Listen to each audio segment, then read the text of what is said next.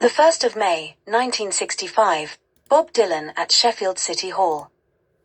There cannot be a lonelier man than Dylan as he rasps his protest among 3,000. He is not so much singing as sermonizing. They gathered on the grime-encrusted steps of Sheffield City Hall, blue-jeaned, bearded, many of them Jesus-haired, and they radiated a religious fervor suggesting they might have been happier feet-stomping at the river.q. They were waiting patient and brooding an hour before time for the second coming of Bob Dylan, their singing messiah. It wouldn't have been surprising had someone called successfully for a march to Aldermaston. Many of them looked as though they had just returned anyway. Dylan, 23 years old, a waif at £85,000 a year in the world of modern music, appeared in England last May for the first time, and every seat at the festival hall was sold. For the 3,000 who filed ecstatically into the City Hall last night, life since then, it seems, has been poor and barren. "We can live again tonight," said a youth who walked with two friends from Doncaster, "because Bob Dylan's back and we're swinging again." It is a profitable return. Dylan's 8 concerts this spring are sellouts and 43,000 people will hear him, said an associate, feverishly computing the number of tickets sold on the back of an envelope bearing a Chicago postmark. Many of the 43,000 will be puzzled.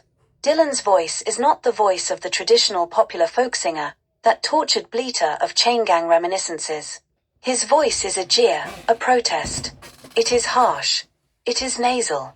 But it is intensely and uncomfortably compelling, and is perhaps the only instrument that could match perfectly the vivid, anguished lyrics that he creates.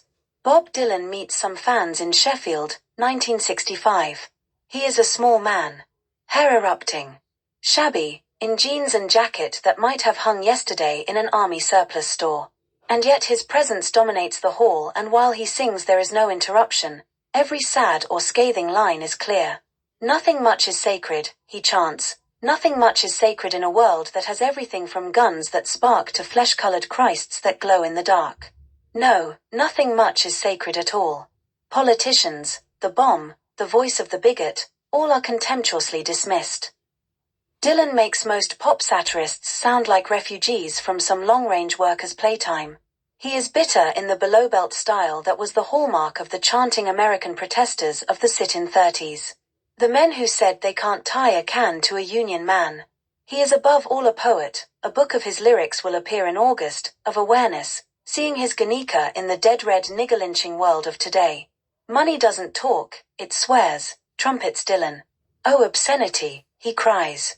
And the plaintive sound of so unlikely an instrument as the mouth organ sighs through the hall, lonely as the sound of a hooting train at night across a prairie.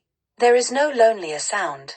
There cannot be, it seems, a lonelier man than Dylan as he rasps his protest among 3,000. He is not so much singing as sermonizing. His tragedy perhaps is that the audience is preoccupied with song. So the bearded boys and the lank-haired girls, all eyeshadow and Undertaker makeup, applaud the songs and miss perhaps the sermon. They are there, they are with it. But how remote they really are from protest marches, sit-in strikes, and scabs, and life. "The times they are a-changing," sings Dylan. "They are when a poet and not a pop singer fills a hall." For this ultimately is what Dylan is. His singing, like the voice of the other Dylan, is a superb medium of interpretation and of emphasis. With his voice the lyrics are astonishing. Without it, in print, they are poetry.